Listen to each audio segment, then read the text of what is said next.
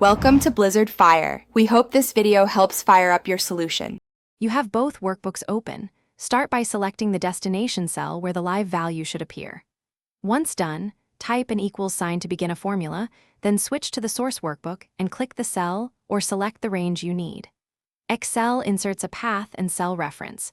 This creates a direct link. Make sure to use full file names if workbooks are unsaved. This method preserves a live connection that updates when the source changes.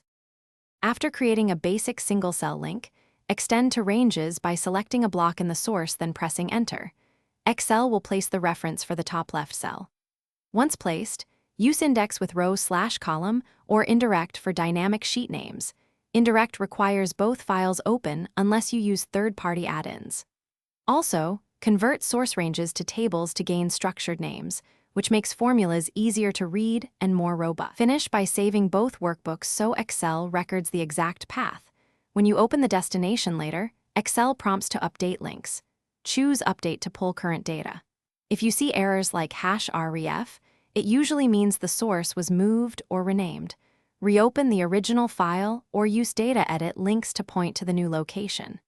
If updates cause issues, break the links to convert values to static results, but only after confirming you no longer need live updates.